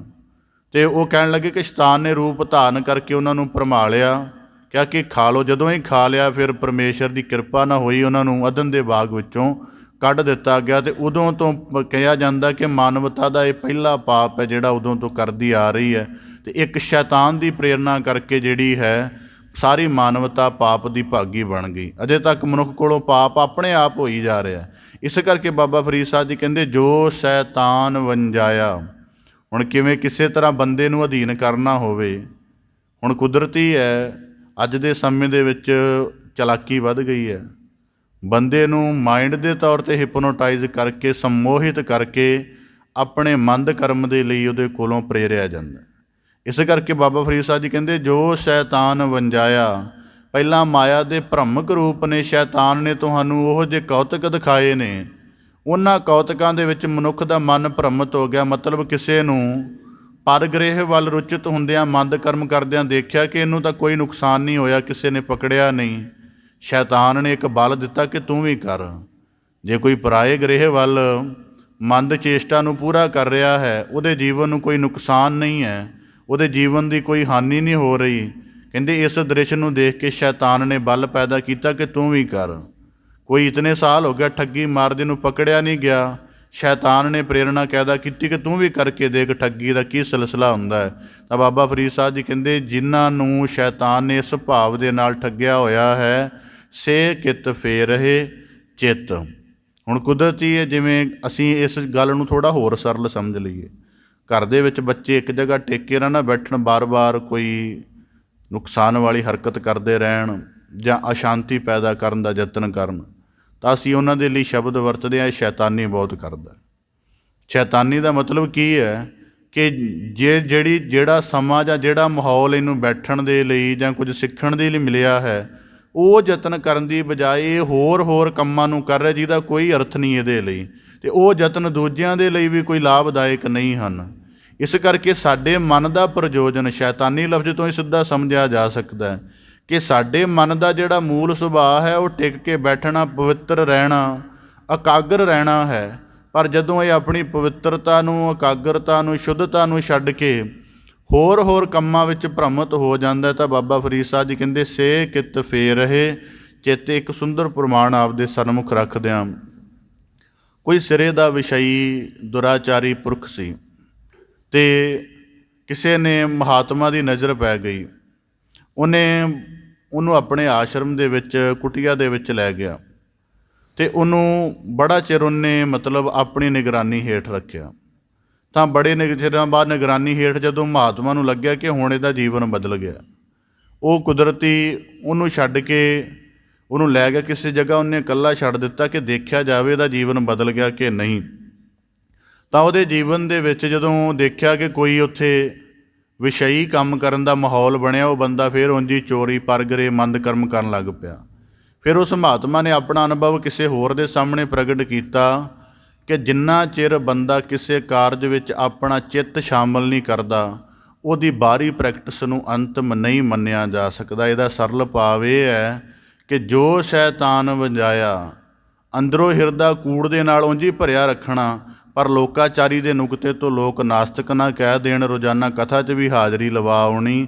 ਬਾਬਾ ਫਰੀਦ ਸਾਹਿਬ ਜੀ ਆਖਦੇ ਨਾ, ਸੇ ਕਿਤ ਫੇਰ ਰਹੇ ਚਿੱਤ, ਕਿ ਜਿਸ ਗੱਲ ਦੇ ਉੱਪਰ ਧਰਮ ਦੀ ਗੱਲ ਨੇ ਜੀਵਨ ਦਾ ਪਰਿਵਰਤਿਤ ਕਰਨਾ ਹੈ। ਹੁਣ ਕੁਦਰਤੀ ਹੈ, ਪਾਣੀ ਮੂੰਹ ਦੇ ਵਿੱਚ ਰਹੇਗਾ, ਪਿਆਸ ਨਹੀਂ ਬੁਝਾਏਗਾ, ਗਲੇ ਤੋਂ ਹੇਠਾਂ ਉਤਰਨ ਦੇ ਨਾਲ ਪਿਆਸ ਬੁਝੇਗੀ। ਜਿਹੜੇ ਧਰਮ ਦੇ ਸੁਣੇ ਹੋਏ ਸਦ ਉਪਦੇਸ਼ ਚਿੱਤ ਦੇ ਵਿੱਚ ਪੂਰੀ ਤਰ੍ਹਾਂ ਨਹੀਂ ਵਸਣਗੇ, ਚਿੱਤ ਦਾ ਮਤਲਬ ਪੂਰੀ ਤਰ੍ਹਾਂ ਜੀਵਨ ਉਹਨਾਂ ਦੇ ਨਾਲ ਸਹਿਮਤ ਹੋ ਕੇ ਉਹਦੇ ਅਨੁਸਾਰ ਨਹੀਂ ਚੱਲੇਗਾ, ਤਾਂ ਬਾਬਾ ਫਰੀਦ ਸਾਹਿਬ ਜੀ ਕਹਿੰਦੇ ਸ਼ੈਤਾਨ ਤਾਂ ਕਿਤੇ ਵੀ ਭਰਮਾ ਸਕਦਾ ਹੈ। ਕੁਦਰਤੀ ਹੈ। ਹੁਣ ਜਿਹੜੇ ਕਈ ਵਾਰੀ ਹੈਰਾਨਗੀ ਦੀ ਗੱਲ ਹੁੰਦੀ ਹੈ ਕਿ ਮਨ ਇਕਾਗਰ ਕਰਕੇ ਕਥਾ ਸੁਣੋ, ਬੜਾ ਹੈਰਾਨਗੀ ਹੁੰਦੀ ਹੈ ਕਿ ਜੇ ਮਨ ਇਕਾਗਰ ਕਰਕੇ ਕਥਾ ਸੁਣਨ ਦਾ ਭਾਵ ਕਿ ਫਿਰ ਬਾਕੀ ਹਿੱਸੇ ਕੀ ਕਰਨਗੇ। ਇਸ ਕਰਕੇ ਕਥਾ ਵੀ 4 ਨੁਕਤਿਆਂ ਤੋਂ ਸੁਣਨੀ ਪੈਂਦੀ ਹੈ ਕਿ ਜਦੋਂ ਪਹਿਲਾ ਖਿਆਲ ਸੁਣਦੇ ਆ, ਮਨ ਉਹਨੂੰ ਜੱਜ ਕਰਦਾ ਹੈ, ਉਹਦਾ ਨਿਰਣਾ ਕਰਦਾ ਹੈ, ਅਤੇ ਆਖਰ ਜੇ ਕਿਤੇ ਮਾਇਆ ਦੇ ਪ੍ਰਭਾਵ ਵਾਲਾ ਹੋਵੇ ਤਾਂ ਉਹ ਪਹਿਲਾ ਨਿਰਣਾ ਇਹ ਦਿੰਦਾ ਹੈ ਕਿ ਇਹਨਾਂ ਅਧਿਆਤਮਿਕ ਬੰਦਿਆਂ ਦਾ ਗੱਲ ਹੀ, ਇਹਨਾਂ ਦਾ ਕੰਮ ਹੀ ਇਹ ਹੁੰਦਾ ਹੈ, ਤੂੰ ਸੁਣ ਲੈ, ਕੋਈ ਗੱਲ ਨਹੀਂ। ਦੂਜੇ ਬੁੱਧੀ ਜਿਹੜੀ ਹੈ, ਬੁੱਧੀ ਫਿਰ ਮੀਨ ਮੇਖ ਕੱਢਣ ਲੱਗ ਪੈਂਦੀ ਹੈ ਜੇ ਚਿੱਤ ਨਾਲ ਜੁੜਿਆ ਹੋਵੇ। ਉਹ ਆਖਦੀ ਇਹ ਗੱਲਾਂ ਇੰਝ ਥੋੜ੍ਹਾ ਹੁੰਦੀਆਂ। ਜਿਵੇਂ ਕਿਸੇ ਵਿਕਾਰੀ ਪੁਰਖ ਨੂੰ ਕਿਸੇ ਨੇ ਕਿਹਾ ਕਿ ਵੀ ਤੂੰ ਇੰਨੇ ਮੰਦੇ ਕੰਮ ਕਰਦਾ ਹੈ ਅਤੇ ਨਾ ਕਰਿਆ ਕਰ, ਉਹਨੇ ਅੱਗੋਂ ਬੜਾ ਟੇਢਾ ਜਿਹਾ ਉੱਤਰ ਦਿੱਤਾ, ਕਹਿਣ ਲੱਗਾ ਤੁਹਾਡੇ ਕੋਲੋਂ ਸਮਰੱਥਾ ਨਹੀਂ ਹੈਗੀ, ਤੁਸੀਂ ਕਰ ਨਹੀਂ ਸਕਦੇ, ਤੁਸੀਂ ਸਾਨੂੰ ਵੀ ਰੋਕਦੇ ਹੋ। ਇਸ ਕਰਕੇ ਜਿਹੜੀ ਬੁੱਧੀ ਆ ਉਹ ਵੀ ਮੀਨ ਮੇਖ ਕੱਢਣ ਲੱਗ ਪੈਂਦੀ ਹੈ ਕਿ ਨਹੀਂ, ਇਹਨਾਂ ਨੂੰ ਪਤਾ ਹੀ ਨਹੀਂ ਕਿ ਵਿਕਾਰਾਂ ਦੇ ਸਵਾਦ ਕੀ ਹੁੰਦੇ ਨੇ, ਤਾਂ ਕਰਕੇ ਰੋਕਦੇ ਨੇ। ਫਿਰ ਅੱਗੇ ਜਿਹੜੀ ਚਿੱਤ ਹੁੰਦਾ ਹੈ, ਚਿੱਤ ਕਹਿੰਦਾ ਹੈ ਆਪਾਂ ਤਾਂ ਹਾਜ਼ਰੀ ਭਰਨੀ ਹੈ 45 ਮਿੰਟ, ਜਿੰਨੀਆਂ ਮਰਜ਼ੀ ਗਹਿਰੀਆਂ ਗੱਲਾਂ ਕਰੀ ਜਾਣ। ਅੱਗੇ ਜਿਹੜੀ ਸੁਰਤ ਹੁੰਦੀ ਹੈ, ਸੁਰਤ ਕਿੱਧਰੇ ਹੋਰ ਹੀ ਲੱਗੀ ਹੁੰਦੀ। ਇਸ ਕਰਕੇ ਮਨ ਦੇ 3 ਪੱਧਰਾਂ 'ਤੇ ਸ਼ੈਤਾਨ ਬੰਦੇ ਨੂੰ ਠੱਗ ਸਕਦਾ, ਔਰ ਠੱਗਦਾ ਹੈ। ਕੁਦਰਤੀ ਹੈ, ਬੰਦਿਆਂ ਨੂੰ ਕੋਈ ਗੱਲ ਯਾਦ ਨਹੀਂ ਰਹਿੰਦੀ, ਗੁਰੂ ਘਰ ਦੀ ਦਹਿਲੀਜ਼ ਤੋਂ ਬਾਹਰ ਪੁੱਛ ਲਓ। ਇਹਦਾ ਮਤਲਬ ਹੈ ਕੇਵਲ ਮਨ ਦੇ ਤਲ 'ਤੇ ਸੁਣਿਆ, ਅਤੇ ਮਨ ਦੇ ਤਲ 'ਤੇ ਸੁਣਿਆ ਹੋਇਆ ਚਿੱਤ ਵਿੱਚ ਕੋਈ ਪਰਿਵਰਤਨ ਨਹੀਂ ਲਿਆਏਗਾ। ਇਸ ਕਰਕੇ ਬਾਬਾ ਫਰੀਦ ਸਾਹਿਬ ਜੀ ਆਖਦੇ, ਜੋ ਸ਼ੈਤਾਨ ਵੰਜਾਇਆ, ਇਹ ਕੇਵਲ ਅਧਿਆਤਮਿਕ ਪੱਖ, ਇਹਦਾ ਹੋਰ ਵੀ ਬੜਾ ਵੱਡਾ ਸਿਲਸਿਲਾ ਹੈ। ਜੋ ਸ਼ੈਤਾਨ ਵੰਜਾਇਆ, ਇਹ ਨੇਤਰਾਂ ਦੁਆਰਾ ਵਿਕਾਰੀ ਦੇਖਣ ਦੀ ਚਾਹਤ ਪੈਦਾ ਕਰਦਾ ਹੈ ਕਿ ਉਹਦੇ ਅੰਦਰ ਦੇਖ ਲੈ ਕੀ ਹੈ। ਹੁਣ ਕੁਦਰਤੀ ਹੈ, 2 ਤਰ੍ਹਾਂ ਦੇ ਨਕਸ਼ ਧਰਤੀ 'ਤੇ ਉਤਰੇ ਹੋਏ ਹਨ, ਇਸਤਰੀ ਮਰਦ ਦਾ ਜਾਂ ਪਸ਼ੂਆਂ ਦਾ, ਪਰ ਬੰਦੇ ਦੇ ਅੰਦਰ ਪਈ ਹੋਈ ਵਾਸਨਾ ਦੀ ਚਾਹਤ ਕਹਿੰਦੀ ਕੁਝ ਅੰਦਰੋਂ ਦੇਖਿਆ ਜਾਵੇ, ਤਾਂ ਇਸੀ ਚਾਹਤ ਉਹਦੇ ਜੀਵਨ ਨੂੰ ਸ਼ੈਤਾਨ ਦੇ ਅਧੀਨ ਕਰਦੀ ਹੈ। ਤਾਂ ਬਾਬਾ ਫਰੀਦ ਸਾਹਿਬ ਜੀ ਕਹਿੰਦੇ, ਸੇ ਕਿਤ ਫੇਰ ਰਹੇ ਚਿੱਤ, ਜਿਨ੍ਹਾਂ ਦਾ ਹਿਰਦਾ ਪਹਿਲਾਂ ਹੀ ਉਹਦੇ ਨਾਲ ਪ੍ਰਭਾਵਿਤ ਹੈ। ਹੁਣ ਕੁਦਰਤੀ ਹੈ, ਇਸ ਗੱਲ ਦਾ ਇੱਕ ਅਨੁਭਵ ਇਹ ਵੀ ਬਣਦਾ ਹੈ ਕਿ ਬਹੁਤ ਵਾਰੀ ਪ੍ਰੇਰਨਾ ਕਰਨ ਦੇ ਬਾਵਜੂਦ ਜਾਂ ਬਹੁਤ ਵਾਰੀ ਸਮਝਾਉਣ ਦੇ ਬਾਵਜੂਦ ਵੀ ਮਨੁੱਖ ਜਿਹੜਾ ਹੈ ਧਰਮ ਦੇ ਸੱਦ ਮਾਰਗ ਵੱਲ ਕਿਉਂ ਨਹੀਂ ਚੱਲਦਾ। ਕਾਰਨ ਕੀ ਹੈ? ਇਹ ਕੁਦਰਤੀ ਹੈ, ਸ਼ੈਤਾਨ ਦਾ ਪੁਤਲਾ ਬਣ ਚੁੱਕਿਆ ਹੈ, ਅਤੇ ਜਿਸ ਮਾਰਗ ਵੱਲ ਅਸੀਂ ਇਹਨੂੰ ਲਾਉਣਾ ਚਾਹੁੰਦੇ ਹਾਂ, ਸ਼ੈਤਾਨੀਅਤ ਛੱਡ ਨਹੀਂ ਸਕੇਗਾ। ਉਹ ਸ਼ੈਤਾਨੀਅਤ ਛੱਡ ਨਹੀਂ ਸਕੇਗਾ। ਇਸ ਕਰਕੇ ਨਹੀਂ, ਹੁਣ ਕਦੇ ਕਈ ਸਾਨੂੰ ਲੱਗਦਾ ਹੋਵੇਗਾ ਕਦੇ ਕਦਾਏ ਕਿ ਅਸੀਂ ਕਈ ਬੰਦਿਆਂ ਨੂੰ ਬੜਾ ਸਮਝਾ ਹਟੇ ਹਾਂ, ਬਹੁਤ ਜ਼ਿਆਦਾ ਉਹਨਾਂ ਨੂੰ ਕਹਿ ਹਟੇ ਹਾਂ, ਪਰ ਉਹ ਅਜੇ ਤੱਕ ਸਾਡੇ ਕਹੇ ਨੂੰ ਇੱਕ ਵੀ ਵਾਕ ਦੇ ਉੱਪਰ ਉਹਨੇ ਅਮਲ ਨਹੀਂ ਕੀਤਾ। ਇਹਦਾ ਭਾਵ ਹੈ ਕਿ ਉਹਦੇ 'ਤੇ ਤਰਸ ਕਰੋ ਵਿਚਾਰੇ 'ਤੇ। ਉਹ ਸ਼ੈਤਾਨ ਦਾ ਪੁਤਲਾ ਹੈ, ਉਹ ਪਤਾ ਨਹੀਂ ਆਪ ਕਿੰਨਾ ਗਿਰਾਵਟ ਵਾਲਾ ਅੰਦਰੂਨੀ ਤੌਰ 'ਤੇ ਜੀਵਨ ਬਤੀਤ ਕਰ ਰਿਹਾ ਹੈ, ਅਤੇ ਤੁਹਾਡਾ ਡਿਸਕੋਰਸ ਉਹਨੂੰ ਹੋਰ ਜ਼ਿਆਦਾ ਦੁਬਿਧਾ ਵਿੱਚ ਪਾ ਦਿੰਦਾ ਹੈ। ਇਸ ਕਰਕੇ ਸੇ ਕਿਤ ਫੇਰ ਇਹ ਚਿੱਤ, ਜਿਵੇਂ ਕੁਦਰਤੀ ਦੁਨੀਆ ਦੇ ਵਿੱਚ ਹੁਣ ਤਾਂ ਚਲੋ ਇੱਥੇ ਬਹੁਤ ਹੀ ਸਿਲਸਿਲਾ ਰੁਕ ਗਿਆ। ਇਸ ਗੱਲ ਦਾ ਮੈਨੂੰ ਥੋੜ੍ਹਾ ਨੁਕਸਾਨ ਹੈ ਕਿ ਕੋਈ ਨਵਾਂ ਅਨੁਭਵ ਨਹੀਂ ਮਿਲਦਾ ਇੱਥੇ। ਪਹਿਲਾਂ ਕੁਦਰਤੀ ਵਿਚਰਦੇ ਸਨ ਤਾਂ ਰੋਜ਼ ਨਵਾਂ ਅਨੁਭਵ ਮਿਲਦਾ ਸੀ। ਕਿਸੇ ਬਹੁਤ ਵੱਡੇ ਮਾਲ ਜਿਹੜਾ ਕਰ ਵਿਭਾਗ ਹੁੰਦਾ, ਉਹਦੇ ਬੜੇ ਵੱਡੇ ਅਫਸਰ ਨੇ ਸਫ਼ਰ 'ਚ ਕਰਦਿਆਂ ਇੱਕ ਵਾਰੀ ਗੱਲ ਦੱਸੀ ਸੀ। ਕੁਦਰਤੀ ਉਹਨੇ ਮੇਰੀ ਵੇਸ਼ ਭੂਸ਼ਾ ਤੋਂ ਪਹਿਚਾਣ ਲਿਆ, ਤਾਂ ਪ੍ਰਸ਼ਨ ਪੁੱਛਿਆ ਕਿ ਤੁਸੀਂ ਕੀ ਕਰਦੇ ਹੋ। ਉੱਤਰ ਦੇਣ ਤੋਂ ਬਾਅਦ ਚਰਚਾ ਸ਼ੁਰੂ ਹੋ ਗਈ। ਉਹਨੇ 2-2.5 ਘੰਟੇ ਦੇ ਸਫ਼ਰ ਵਿੱਚ ਮੈਨੂੰ ਆਪਣੀ ਅਸਲੀਅਤ ਤੋਂ ਥੋੜ੍ਹਾ ਦੱਸਿਆ। ਕਹਿੰਦਾ, ਬਾਬਾ ਜੀ ਜ਼ਿੰਦਗੀ ਭਰ ਕਰ ਵਿਭਾਗ ਦੇ ਵਿੱਚ ਰਿਹਾ ਹਾਂ, ਵੱਡਾ ਅਫਸਰ ਹੈ, ਠੱਗੀ ਕੀਤੀ ਹੈ, ਰੋਜ਼ ਕੀਤੀ ਹੈ, ਕੋਈ ਇੱਕ ਦਿਨ ਨਹੀਂ, ਰੋਜ਼ ਕੀਤੀ ਹੈ, ਬਹੁਤ ਵੱਡੀ ਠੱਗੀਆਂ ਰੋਜ਼ ਕੀਤੀਆਂ ਨੇ। ਕਹਿੰਦਾ ਗੁਰਦੁਆਰੇ ਜਾਣ ਨੂੰ ਹੁਣ ਮੈਂ ਜਾ ਹੀ ਨਹੀਂ ਸਕਦਾ। ਕਹਿੰਦਾ ਮੈਨੂੰ ਪਤਾ ਗੁਰਦੁਆਰੇ ਕਿਹਾ ਜਾਣਾ ਹੈ ਕਿ ਠੱਗੀ ਨਾ ਕਰੋ। ਮੈਂ ਕਹਿੰਦਾ ਮੇਰਾ ਸੁਭਾਅ ਬਣ ਗਿਆ, ਮੇਰੀ ਜ਼ਿੰਦਗੀ ਬਣ ਗਈ, ਮੈਂ ਸਾਹਾਂ ਤੋਂ ਬਿਨਾਂ ਰਹਿ ਸਕਦਾ, ਠੱਗੀ ਤੋਂ ਬਿਨਾਂ ਨਹੀਂ ਰਹਿ ਸਕਦਾ। ਇਸ ਕਰਕੇ ਕਹਿੰਦਾ ਸੱਚ ਹੈ ਕਿ ਮੈਂ ਜਾ ਹੀ ਨਹੀਂ ਸਕਦਾ, ਉੱਥੇ ਬੈਠ ਹੀ ਨਹੀਂ ਸਕਦਾ। ਹੁਣ ਬਹੁਤ ਵਾਰੀ ਬੰਦੇ, ਹੁਣ ਮੱਥੇ ਤੱਕ ਕਿਉਂ ਕੰਮ ਸੀਮਤ ਰੱਖਿਆ ਹੁੰਦਾ ਹੈ, ਮੱਥਾ ਟੇਕਣ ਤੱਕ, ਕਿ ਦੁਨੀਆ ਦੀ ਨਜ਼ਰ 'ਚ ਧਾਰਮਿਕ ਬਣੇ ਰਹੀਏ। ਹੁਣ ਇੱਕ ਵਿਦਿਆਰਥੀ 100 ਸਾਲ ਸਕੂਲ ਨੂੰ ਮੱਥਾ ਟੇਕ ਕੇ ਹੀ ਆ ਜੇ, ਵਿਦਵਾਨ ਹੋ ਜਾਏਗਾ? ਨਹੀਂ ਹੋਏਗਾ। ਭਾਵੇਂ ਯੂਨੀਵਰਸਿਟੀ ਨੂੰ ਟੇਕੀ ਜਾਵੇ ਮੱਥਾ, ਨਹੀਂ ਹੋ ਜਾਏਗਾ। ਉਹਦੇ ਅੰਦਰ ਜਿਹੜਾ ਵੱਡਾ ਜੀਵਨ ਚੱਲ ਰਿਹਾ, ਜੇ ਉਹਨੂੰ ਆਪਣੇ ਜੀਵਨ ਦੇ ਨਾਲ ਨਹੀਂ ਥੋੜ੍ਹਾ ਬਹੁਤ ਜੋੜਦਾ, ਉਸ ਕਰਕੇ ਗੱਲ ਨਹੀਂ ਬਣਨੀ। ਅਤੇ ਬਾਬਾ ਫਰੀਦ ਸਾਹਿਬ ਜੀ ਕਹਿੰਦੇ, ਜੋ ਸ਼ੈਤਾਨ ਵੰਜਾਇਆ, ਜਿਨ੍ਹਾਂ ਦੇ ਹਿਰਦੇ ਨੂੰ ਸ਼ੈਤਾਨ ਨੇ ਠੱਗਿਆ ਹੋਇਆ ਹੈ। ਹੁਣ ਕੁਦਰਤੀ ਹੈ, ਕਈ ਵਾਰੀ ਹੁਣ ਜਦੋਂ ਸਾਡਾ ਸੰਤੁਲਨ, ਦੇਖੋ ਅਸੀਂ ਆਮ ਗੱਲਾਂ ਕਰਦੇ ਹਾਂ, ਝੱਟ ਹੀ ਸਾਡਾ ਜੀਅ ਲੱਗ ਜਾਂਦਾ ਉੱਥੇ।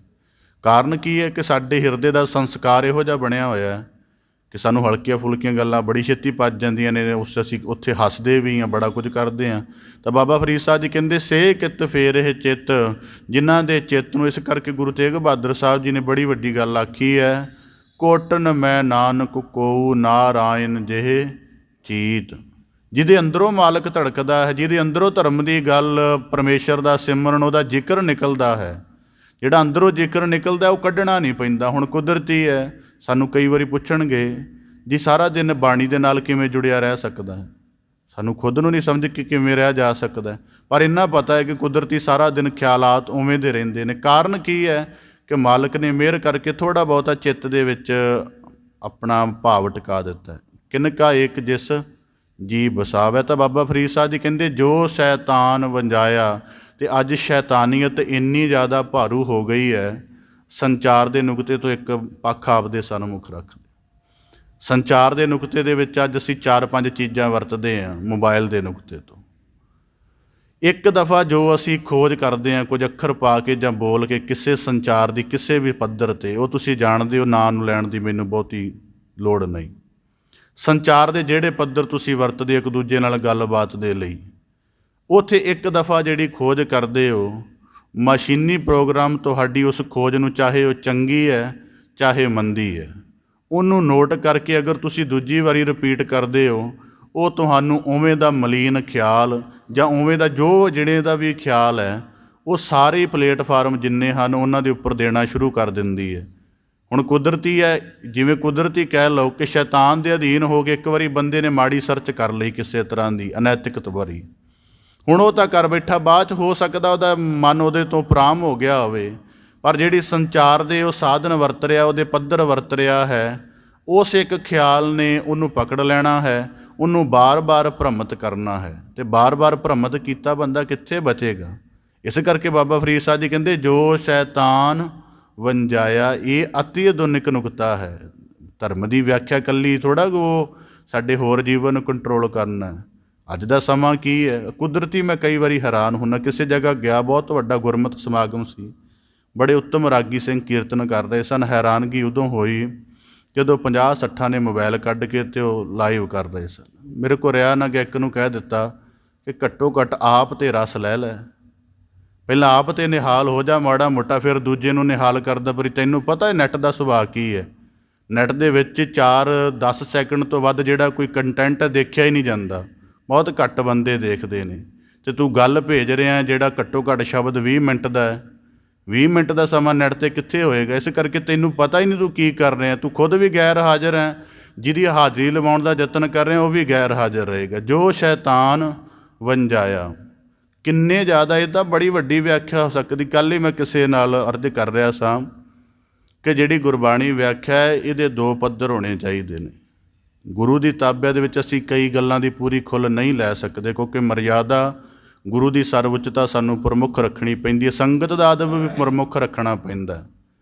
ਪਰ ਜਿਹੜੀ ਨਿੱਜਤਾ ਹੈ, ਕਿਤੇ ਜਗ੍ਹਾ ਬੈਠ ਕੇ ਗੋਸ਼ਟ ਰੂਪ ਦੇ ਵਿੱਚ, ਉੱਥੇ ਹਰੇਕ ਪੱਖ ਨੂੰ ਸਿੱਧੀ ਭਾਸ਼ਾ 'ਚ ਵੀ ਸਮਝਾਇਆ ਜਾ ਸਕਦਾ। ਅਤੇ ਸਿੱਖਾਂ ਦੇ ਵਿੱਚ ਕਥਾ ਦਾ ਗੋਸ਼ਟ ਰੂਪ ਨਾ ਹੋਣ ਕਰਕੇ ਸਿੱਖਾਂ ਨੂੰ ਕਥਾ ਸਮਝ ਹੀ ਨਹੀਂ ਆਉਂਦੀ, ਉਹ ਹੋਰ ਹੀ ਹੋਰ ਤਰਫ ਚੱਲਦੇ ਰਹਿੰਦੇ ਨੇ। ਇਸ ਕਰਕੇ ਬਾਬਾ ਫਰੀਦ ਸਾਹਿਬ ਜੀ ਕਹਿੰਦੇ, ਜੋ ਸ਼ੈਤਾਨ ਵੰਜਾਇਆ ਸੇ ਕਿਤ ਫੇਰੇ ਚਿੱਤ, ਜਿਨ੍ਹਾਂ ਦੇ ਚਿੱਤ ਨੂੰ ਪਹਿਲਾਂ ਹੀ ਠੱਗਿਆ ਹੋਇਆ ਹੈ, ਦ੍ਰਿਸ਼ ਨੇ, ਕਾਮੁਕਤਾ ਨੇ, ਸਾਊਂਡ ਨੇ, ਉਹਦੇ ਹੋਰ ਸਾਰੇ ਖਿਆਲਾਂ ਨੇ।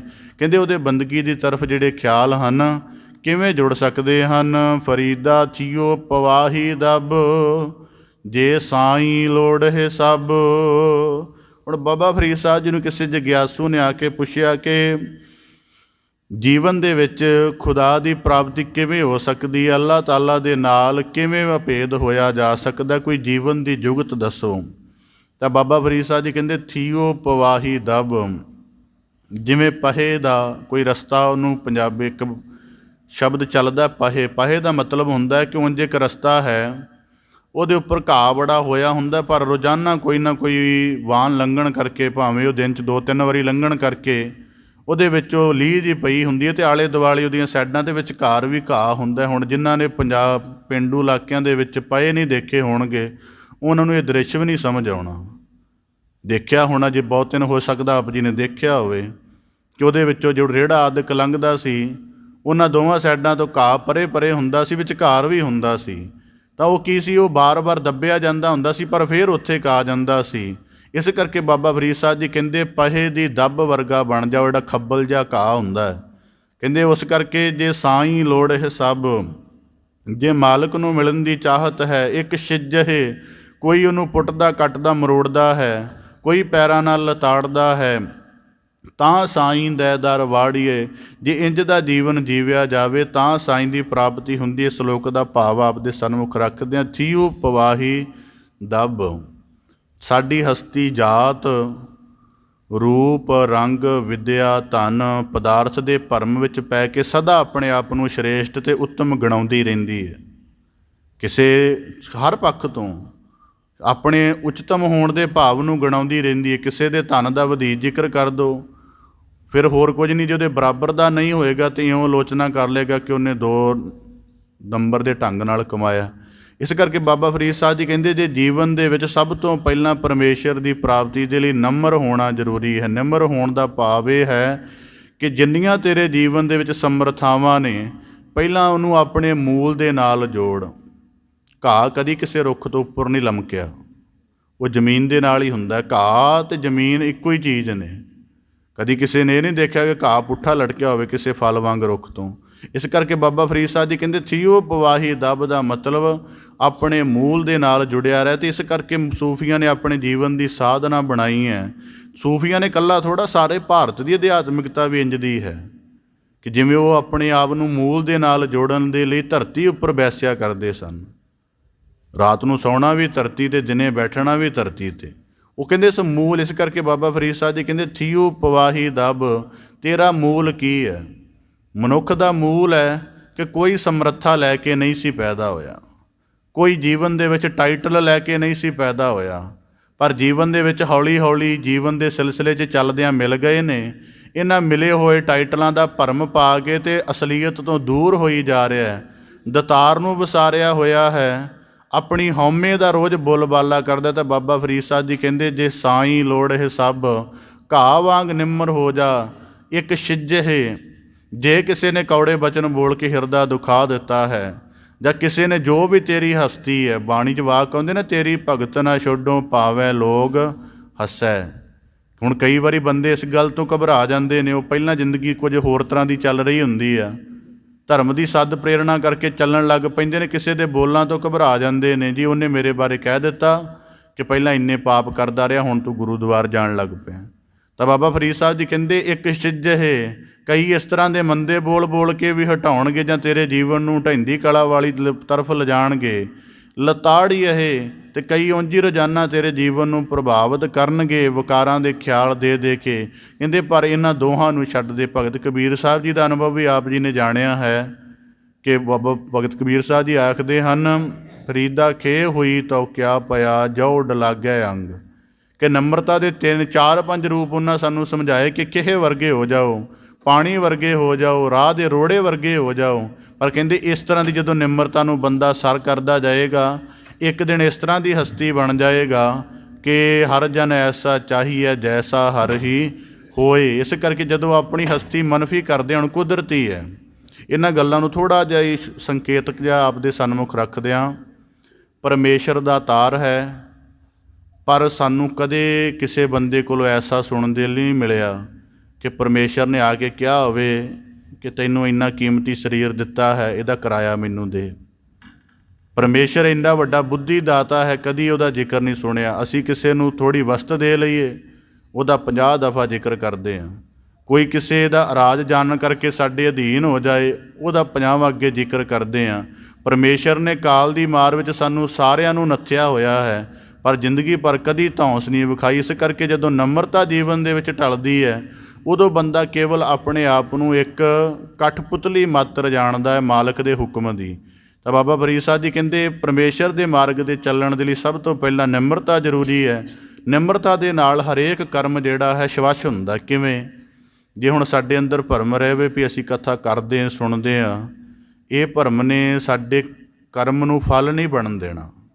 ਜੇ ਰਵੇ ਕਿ ਉਹਦੀ ਤਰਸ ਦੇ ਕਰਕੇ ਅਸੀਂ ਕਰ ਸੁਣ ਸਕੇ ਹਾਂ, ਫਿਰ ਇਹ ਕਦਮ ਦੇ ਵਿੱਚ ਮਿਹਰ ਸ਼ਾਮਲ ਹੋ ਜਾਏਗੀ।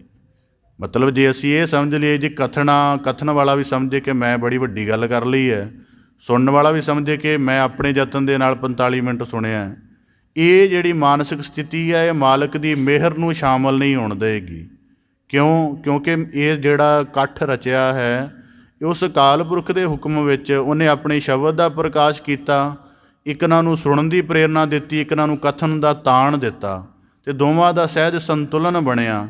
ਇਸ ਕਰਕੇ ਬਾਬਾ ਫਰੀਦ ਸਾਹਿਬ ਜੀ ਕਹਿੰਦੇ ਜਿਹੜਾ ਨਮਰਤਾ ਦਾ ਕਰਮ ਹੈ ਉਹ ਕਿਸੇ ਕਰਮ ਦਾ ਅਭਿਮਾਨ ਨਹੀਂ ਪੈਦਾ ਹੋਣ ਦਿੰਦਾ, ਅਤੇ ਸਦਾ ਪਰਮੇਸ਼ਰ ਦੇ ਹੁਕਮ ਵਿੱਚ ਉਹਦੀ ਰਜਾ ਵਿੱਚ ਰੱਖਣ ਦੇ ਲਈ ਜਾਰੀ ਰੱਖਦਾ ਹੈ। ਅਤੇ ਫਿਰ ਬੰਦੇ ਨੂੰ ਜੀਵਨ ਦੀ ਸੋਝੀ ਆਉਣ ਦੇ ਨਾਲ ਉਹ ਜੀਵਨ ਦੇ ਵਿੱਚ ਪਵਿੱਤਰ ਹੋ ਜਾਂਦਾ। ਇਸ ਪ੍ਰਕਾਰ ਬਾਬਾ ਫਰੀਦ ਸਾਹਿਬ ਜੀ 3 ਸਲੋਕਾਂ ਦੁਆਰਾ ਉਪਦੇਸ਼ ਕਰਕੇ ਬਖਸ਼ਿਸ਼ ਕਰਕੇ ਨਵਾਜਦੇ ਹਨ ਕਿ ਸਾਨੂੰ ਜੀਵਨ ਦੇ ਵਿੱਚ ਅਸਲੀਅਤ ਦੇ ਨਾਲ ਜੁੜਦਿਆਂ ਹੋਇਆਂ ਆਪਣੇ ਮਨ ਦੇ ਭਰਮ ਸਥਿਤੀਆਂ ਤੋਂ ਦੂਰ ਰਹਿਣਾ ਚਾਹੀਦਾ ਹੈ। ਆਪਣੇ ਜੀਵਨ ਨੂੰ ਸ਼ੈਤਾਨ ਦੇ ਅਧੀਨ ਹੋਣ ਤੋਂ ਬਚਾਉਣ ਦੀ ਯਤਨ ਕਰਨੇ ਚਾਹੀਦੇ, ਅਤੇ ਉਹਨੇ ਯਤਨਾਂ ਦੇ ਲਈ ਹੈ ਕਿ ਉੱਤਮ ਪੁਰਖਾਂ ਦੀ ਮਜਲਿਸ ਵਿੱਚ ਬੈਠੀਏ। ਇਸੇ ਤਰ੍ਹਾਂ ਜੀਵਨ ਦੇ ਵਿੱਚ ਜੇ ਪ੍ਰਭੂ ਦਾ ਰੂਪ ਹੋਣਾ ਹੈ ਅਤੇ ਨਮਰਤਾ ਦਾ ਗੁਣ ਧਾਰਨ ਕਰਦਿਆਂ ਆਪਣੇ ਸਭ ਕੁਝ ਨੂੰ ਪਰਮੇਸ਼ਰ ਦੇ ਸਮਰਪਿਤ ਕਰਕੇ ਬਿਲਕੁਲ ਨਿਰਭਰ ਹੋ ਜਾਈਏ, ਅਤੇ ਫਿਰ ਸਾਡੇ ਜੀਵਨ ਦੀ ਕੋਈ ਬਾਤ ਬਣੇਗੀ। ਬਾਬਾ ਫਰੀਦ ਸਾਹਿਬ ਦੀ ਕਿਰਪਾ ਕਰਨ, ਸਤਿਗੁਰੂ ਸਾਹਿਬ ਮਿਹਰ ਕਰਨ, ਪਾਵਨ ਸਲੋਕਾਂ ਦਾ ਭਾਵ ਉਪਦੇਸ਼ ਸਾਰਿਆਂ ਦੇ ਹਿਰਦੇ ਅੰਦਰ ਵਸ ਜਾਏ ਜੀ। ਸਾਰਿਆਂ ਦਾ ਇੱਥੇ ਆਇਆ ਸਫਲਾ ਹੋਵੇ। ਆਪ ਜੀ ਦੇ ਸਨਮੁਖ ਸ਼ਬਦ ਵਿਚਾਰ ਦੀ ਲੜੀਵਾਰ ਸਲੋਕਾਂ ਦੀ ਵਿਆਖਿਆ ਦੀ ਸਾਂਝ ਪਾਉਂਦਿਆਂ ਹੋਈਆਂ ਬੇਅੰਤ ਭੁੱਲਾਂ ਦੀ ਖਿਮਾ ਜਾਚਨਾ ਜੀ। ਬੜੇ ਅਦਬ ਸਹਿਤ ਗੱਜ ਕੇ ਫਤਿਹ ਅਰਜ ਕਰੋ ਜੀ। ਵਾਹਿਗੁਰੂ ਜੀ ਕਾ ਖਾਲਸਾ, ਵਾਹਿਗੁਰੂ ਜੀ ਕੀ ਫਤਿਹ।